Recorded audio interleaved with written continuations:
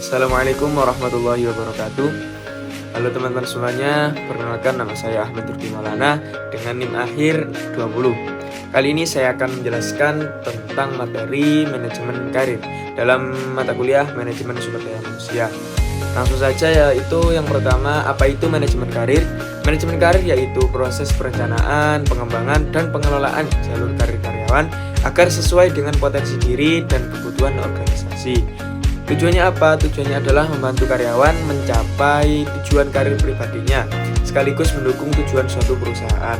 Nah, contohnya yaitu seperti seorang staf administrasi di suatu perusahaan perbankan syariah yang bercita-cita menjadi seorang manajer dan dapat mengikuti program pelatihan kepemimpinan dan juga sertifikasi profesional sebagai bagian dari pengembangan karirnya.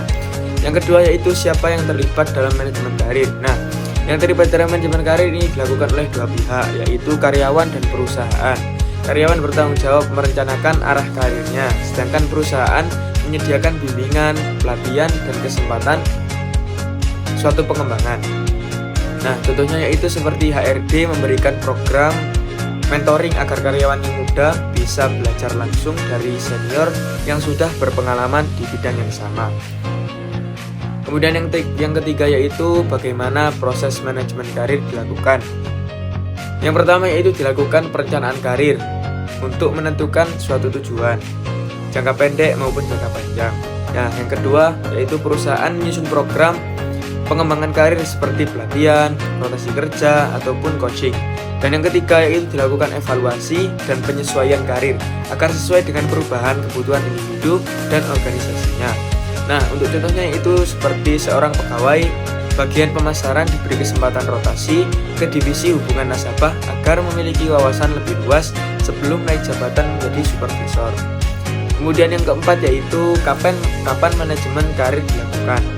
Nah, manajemen karir merupakan proses berkelanjutan, tidak hanya saat promosi ataupun penilaian tahunan. Setiap karyawan perlu secara rutin meninjau kembali arah karirnya sesuai perkembangan kemampuan dan kebutuhan perusahaan.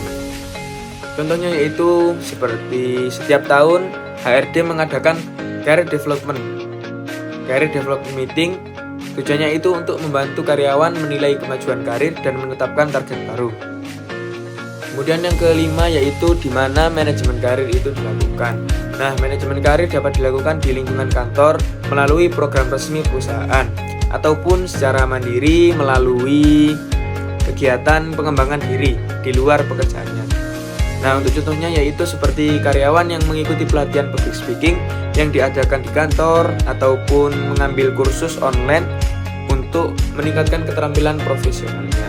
Nah, untuk kesimpulannya yaitu manajemen karir sangat penting agar karyawan memiliki arah yang jelas dalam bekerja dan perusahaan dapat mempertahankan sumber daya manusia yang berkualitas. Dengan pengelolaan karir yang baik, tercipta hubungan saling menguntungkan antara karyawan dan perusahaan.